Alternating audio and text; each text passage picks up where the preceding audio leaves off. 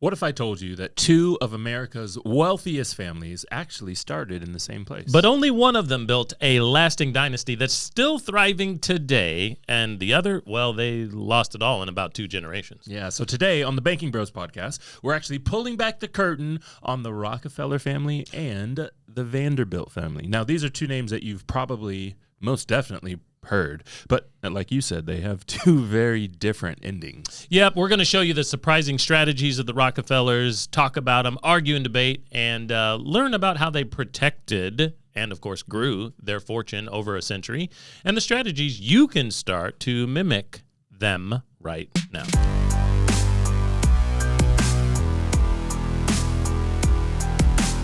All right, Jonah, I've got this book here. What would the Rockefellers do?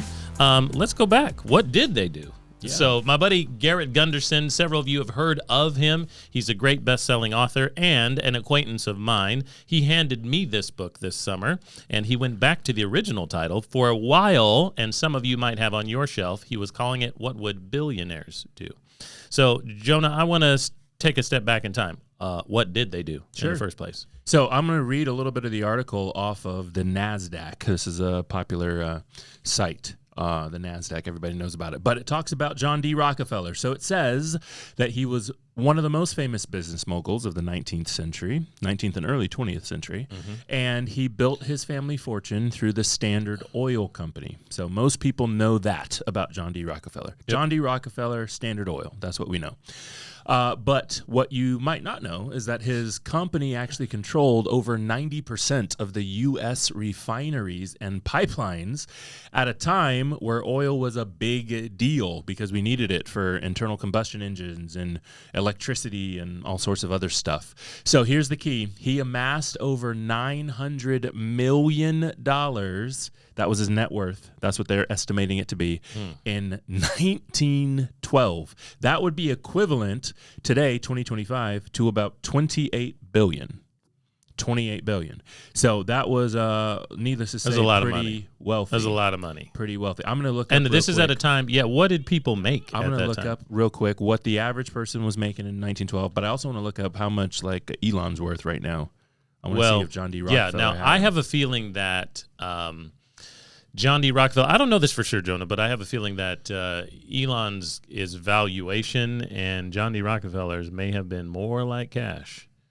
No, this is true. Yeah. Yeah, it probably was. I'm not saying it was all cash. I'm just saying it was probably a lot more like cash at that time. Yep. And it was... Elon's got him beat a little bit right now. Elon, richest man in the world at the moment. He's got 3 digits before his billion, so he's got a bunch of money. Yeah, really, really crazy numbers, though. So here's one other thing that I want to stress here that I believe the author Malcolm Gladwell talked about quite a bit. And it was that the timing is a big deal. Of John D. Rockefeller's, Andrew Carnegie, the Vanderbilt family. Of course, they were moguls at that time, and the other family we're talking about. And a lot of them were born within about 2 years of each other during the time of expansion of the economy, reconstruction of the Union post-Civil War was happening, and they happened to be poised in the right places at the right times. But, of course, they recognized it and took advantage because most people weren't making any money. So we're moving into the industrial age, and these are the moguls at that time. So here's what's interesting is they didn't like competition. That's why there's all the antitrust laws now. We shouldn't like competition in business. What we should like in business is domination. Sure. Competition is good for the consumer, which most of us are consumers. But when you're in business, what you want is domination. And that's what they did back then. So John D. Rockefeller had the ability, I had heard, to sell his services at a loss, and he would go to his... Have you heard this? Yes, he would go to his competition. Sell them at a loss. And he could show them the books. It would make the competition have to go out of business. Yes. They could not afford to do it. So they would end up going out of business. So he said, I'm going to buy you. Yeah. Or I'm going to sell at a loss until you run out and you go out of business. Yeah. Then I'll buy you. And so they had to sell. Wild. Now, he was also really ruthless. Have you seen pictures of this dude? Mm-mm. All right, I want you to look it up here. Tell me if you think, assuming it was colorized, obviously he died in like 1930 something. Okay. Tell me if this man looks healthy to you. I mean, as a young man-ish. I'm going to go with he's not looking very healthy. Okay, for those of you who are listening out there, he definitely at this point looks like he was eating lots of meat. He looks in his old age like he's been eating a lot of meat. So I heard it's also like his face muscles are pulled a little bit. Okay, so what happened was I heard that he was so stressed and he had so many ulcers in his stomach that actually in his life all he could eat was crackers, and all he drank was milk. Milk and crackers is all he could do. He just got eaten up on the inside because he was so stressed. I guess. I don't know for sure. But we're here to talk about the business strategies of these two families. And, Jonah, what I need you to jump in with now is what did he do over the course of his legacy, and what did the Vanderbilt? Let's introduce the Vanderbilts. Sure. Here. Sure. At the same time. Talk about the Rockefellers first or introduce the Vanderbilts next? Well, you talk about the Rockefellers. Okay, so the thing that he's most famous for are kind of twofold. One is trusts. The way that he had his trusts set up for his family to pass on the money. The second thing the Rockefellers did that they're very well known for is their life insurance. The way that they had their life insurance set up to pass into trusts, through trusts, around trusts, to keep the money in the family. And the second is really a term that we'd use. I'm not sure that you're going to search the internet and find it, but a term that we'd say is the financial education that they built, that he taught the kids and the grandkids taught their kids.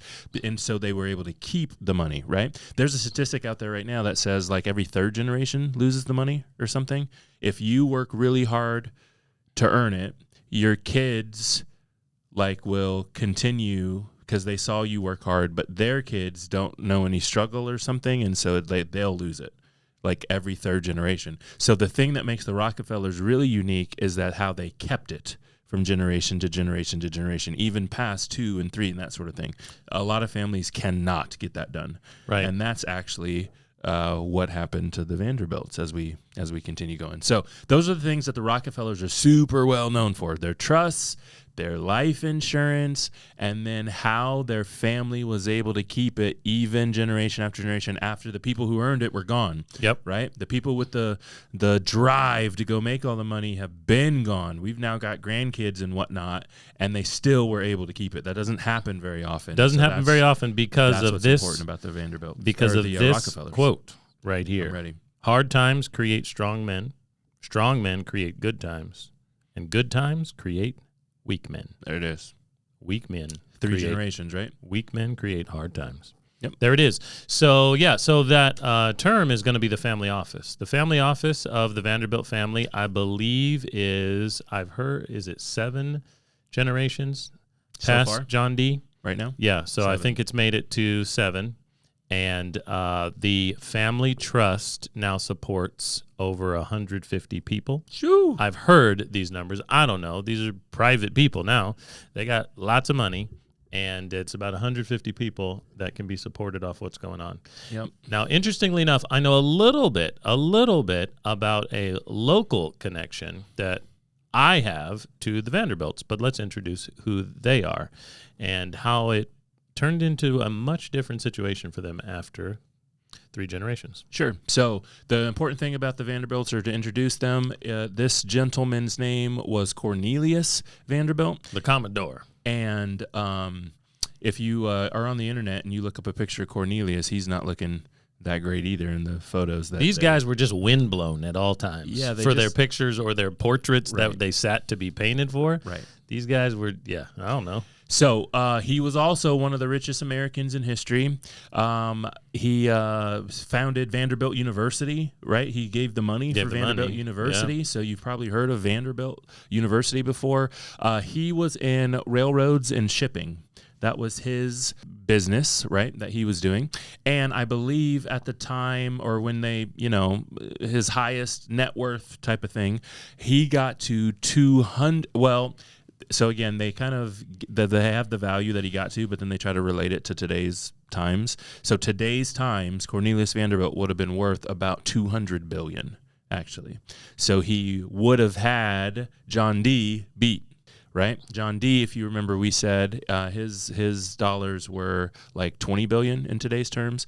Cornelius Rockefeller. I thought John D. had him beat big time. No, I think Cornelius got all the way to 200 billion. Right. If you translate it to today's money.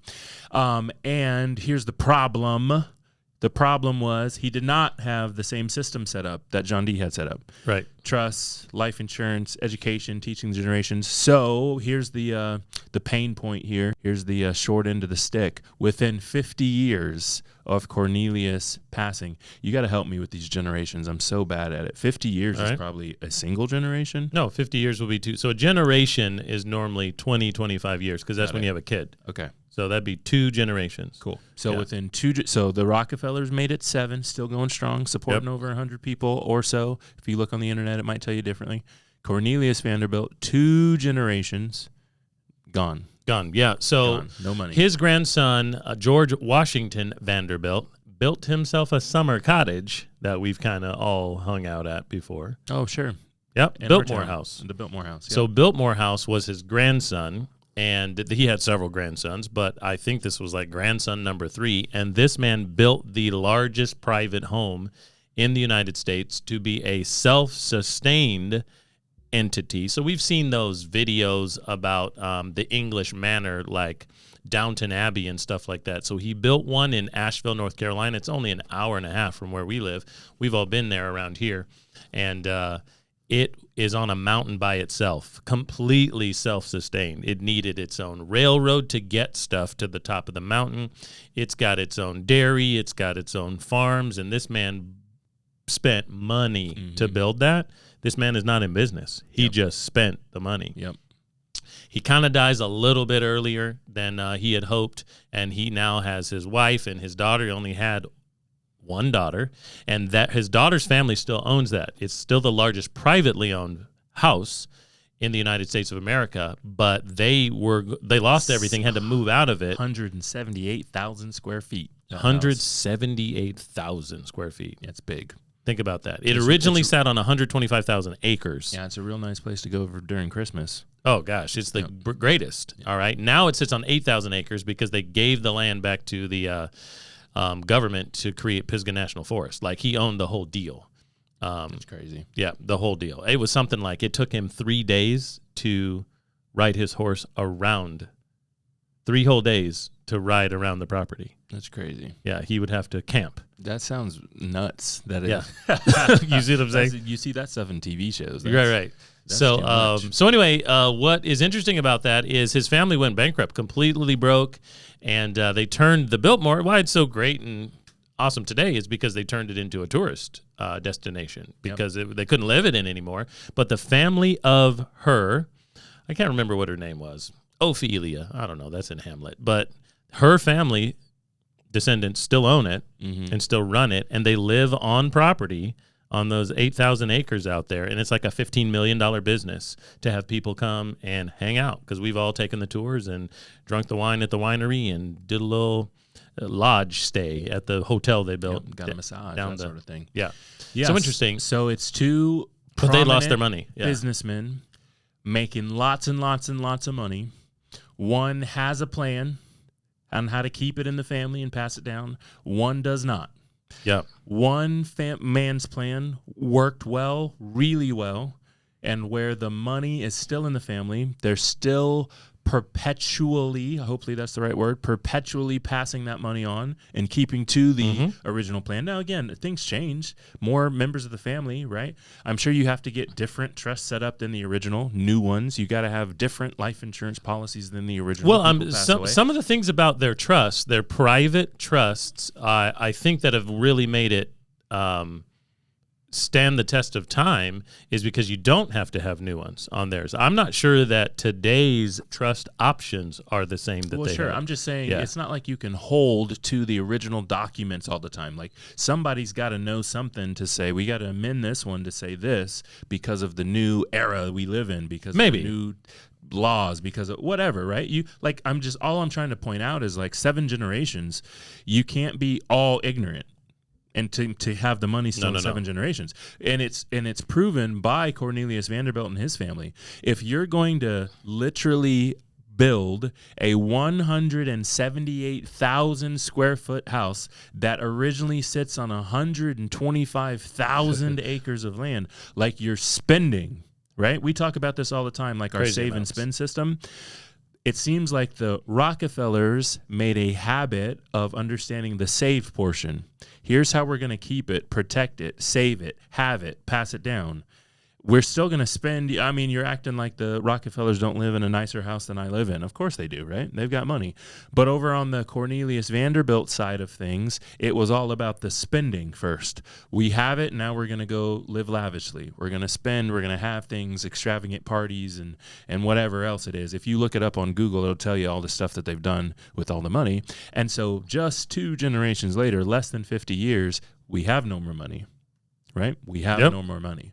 And so it's just a very deep and steep contrast there. Now, the Vanderbilt family that still exists today who are wealthy, that's the one of the branch that has Biltmore House. Mm-hmm. They obviously figured that out, but the rest of them went broke. You guys know Gloria Vanderbilt. Whose mom is that? Gloria Vanderbilt? Yeah. Anderson Cooper's mom. Yes, Anderson. Okay. That is correct. So Anderson Cooper's mom, she was in TV, right? She was in movies. This is golden age of Hollywood. And so she was in that type of stuff. Anderson got himself a job. He's obviously probably personally wealthy in today's standards because he does all the big things that he does. But the rest of the family, 150 people, like on the Rockefeller side, they're just regular folks, So here's a question for you. How much do you think that it cost in today's money, estimated to build Biltmore? How much did it cost to build your house? How much did it cost? $200,000. All right. How much do you think it cost to build that one? 158,000 square feet. This is today's money. Yeah. Today's money.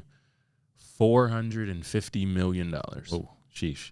They think it was about 150 to 190 million. Yeah. To build that house. I'm trying to picture it in my mind, just like the grounds and everything. I mean, this is crazy. It is wild. Yeah. It is a really wild place. It was in Richie Rich. Did you see that movie back in the day? Way back, yeah. Yeah, I mean, I was a kid at that time. Okay, so the definition of a trust. A trust is a legal arrangement where one party, the settlor, transfers property to another, the trustee, to manage it for the benefit of a third party, the beneficiary. Essentially, a trust separates the ownership of assets from the management and control of those assets, allowing for specific instructions on how the assets should be used and distributed. That's a big deal. Now, what I want to challenge everybody to think about, especially a lot of people who have the culture of thinking a trust is the way to make it work, whatever it is, passing down your legacy, having your house, giving your cars to family members and friends, is that a life insurance contract has those same 3 entities. So the settlor is also more properly termed the grantor. Yep. The grantor sets it up, puts the money in. Doesn't that sound like the person who is going to own, okay? They own the property, and they move it to the insurance company, and that sets up the establishment of a trust because on behalf of the beneficiary, the trustee manages it. Yep. Those are the same 3 cups that we talk about all the time. The grantor sets it up, pays premium. The beneficiary is obviously going to benefit and be the benefactor of what happens. Yeah. And the trustee, the person who uses cup 2, the cash value, is the person who manages it. Yep. It's the same deal, ladies and gentlemen. You got to realize that maybe you are in a place where you don't have tons of property right now, or you don't need a trust. What you need to do is at least put your money in a place where it's guaranteed to grow in cash flow for your future generations, and the trustee, or the person who manages the policy, the person who becomes the banker, the person who can use the cash, is now in charge of building it. There you go. Making it better. You know, on the way to school this morning, school's recently started for us, started the school year here at the time of recording this podcast.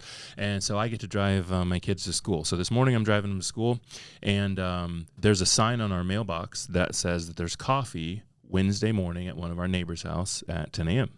And my son, he's 7, he says, man, whoever does the coffee must not have a lot of things on their calendar, is what he says. Okay. And I said, oh, it's Miss Janet. We know Miss Janet.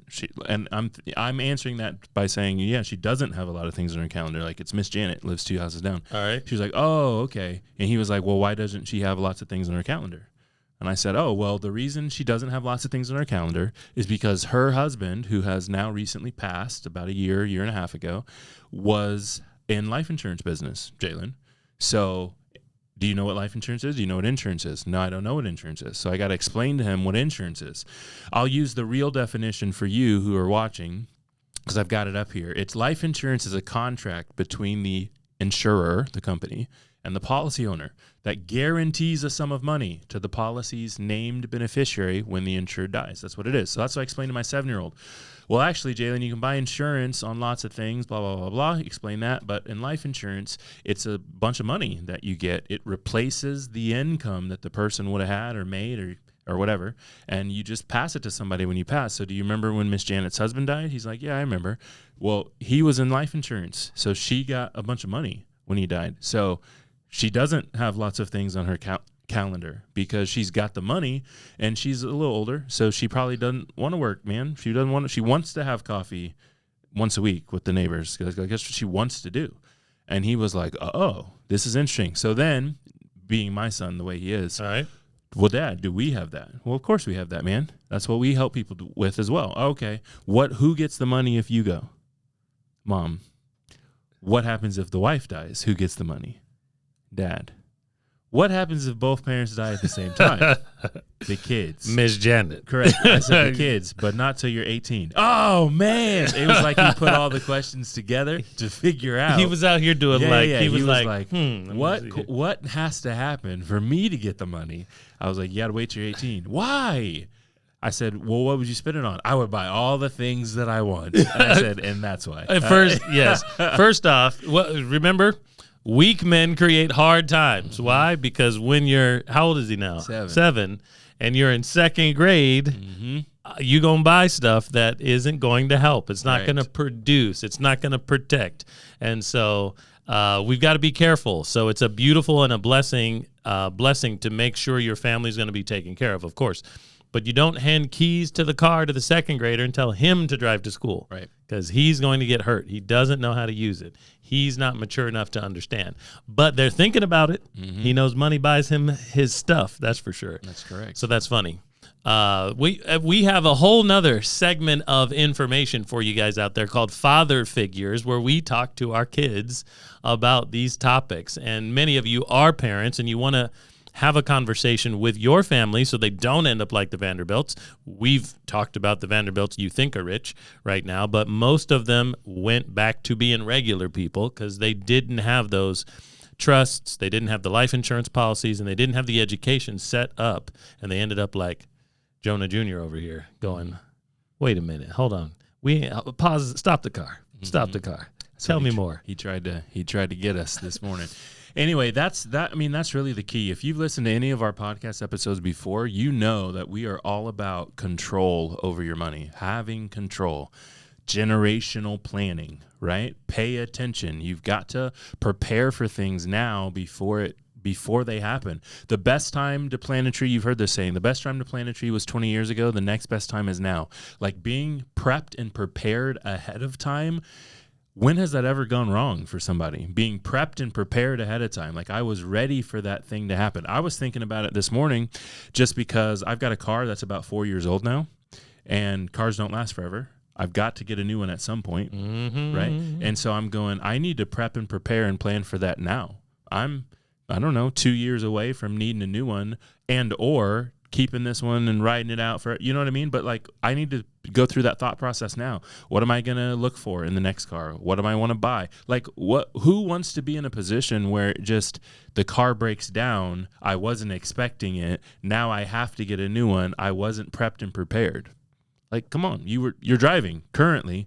It will not last. Let's prep and prepare now. Let's know at least what we're going to do. Let's have already put in the hard work and the thought. So when that thing happens, you go, well, I'm just going to fall back on the plan because I know the plan. So I'm just going to fall back on the plan. I've already spent all of my time and energy thinking through it. So how much less stressful is the situation? And it's the same thing when we talk about generational wealth planning. Prep now. Because when mom gets sick, dad gets sick, spouse gets sick, kids are that's not when you want to prep for it. When you've already got all this emotional toil going on, when you've already pulled in 3 different directions, right? Same thing I mentioned to my son this morning. I said, part of the reason that people get the life insurance, Jalen, is because when someone passes away, we're going to be sad. We don't want to be sad and have to go to work. Like we just don't want to, man. We were sad anyway. Yeah. Now we got to go to work. Yeah. Like come on. I'm not trying to be sad and work. Let them know. I'm trying to be sad at the house. Shout out to this week's fan follow of the week. On this episode, talking about generational wealth building, you know who's next up to plan for her family? Nicolette Alger. Nicolette is a YouTube subscriber. We're always shouting out to them on this podcast. So, Nicolette, appreciate you being here. I don't know exactly how she found us, but if you hear this episode, Nicolette, we would love to get you in the comments asking your specific questions about cash flowing conversations you can have with your family members so you end up like the Rockefellers. So, what would they do? What would the Algers do? That's what 7 generations from now, there'll be books about you and your family. So thanks, and subscribe and follow on all the platforms, ladies and gentlemen, that you hear us on. So Jonah, a little bit more about how this ties to infinite banking as we move out of it. There are 4 things that we have uncovered. Number 1 is guaranteed growth of wealth. Life insurance allows people to put in a little and buy a lot. Mm-hmm. Everyone understands that. So think about it. Those dollars, the future payouts, those death benefits are on discount. You can buy them with premiums today. Number 2, control over money. Remember that you are not at the mercy of third-party loan institutions when the contract is between you and a private company, not the government, and you have access to more and more equity or cash flow or surrender value if you're not familiar with those terms. Cup 2 and our 3-cup setup. Number 3 is generational planning, and that is pretty obvious because most people understand death insurance. They understand taking care of the family's last rights and final expenses and all that stuff that goes into a death benefit payout and paycheck. Remember, it's also income tax free. And number 4 is continuous cash flow. Continuous cash flow. Remember, we are going to recycle, reuse these dollars like crazy and build our own banking system. A bank is a for-profit institution, so you can build one for your family and build your wealth by placing it inside whole life insurance and having a conversation about how you can make it bigger. That's going to happen with us on the phone right now. So the truth is, wealthy don't play by the same financial rules because they use tools in a different way. So you can also use those tools. We're now in an information and AI age. So get some coaching from us here at the Cash Compound and the Banking Bros, and we'll help you do the same thing. So there it is, the story of 2 legendary families. One name still screams wealth, and the other one is just a lesson. An example or a warning? What do you want your family to be? Yeah, so the truth is that generational wealth, especially wealth today in your family right now, is not about how much money you make. It's just about how much money you keep and how much money you control. The Rockefellers didn't rely on banks to protect their money. Yeah, they just became their own bankers. They put the rules in their own hands. They had their control. And that's what the save and spend system of infinite banking allows you to do. Yeah, it's the tool that we use. It's the system that we teach. It's becoming your own banker. It creates wealth that can last for generations because we do it through guaranteed products from insurance companies and carriers. So I think that you've got enough knowledge if you've listened to this episode for you to click the link in the description, click the link in the show notes if you're listening on your favorite podcast listening app. Follow us at The Banking Bros on all social media platforms. Go to our website, thebankingbros.com. But until next time, keep banking on yourself. You are now tuned to the Banking Bros. Said we couldn't make it, drink or settle, this the life we chose. Gave a lot of game, we never got a lot of things. Bow your head and say the prayer, we taught you how to be the bank. If you enjoyed this episode on a little bit of history between the Rockefeller family and the Vanderbilt family, and you'd like to leave a lasting legacy for your family, this is your opportunity to book a free consultation call. Either myself, Jonah, or my brother Jeremiah would love to talk and walk you through your personal legacy for your family. So don't wait. Go ahead and schedule that call. We look forward to chatting with you soon.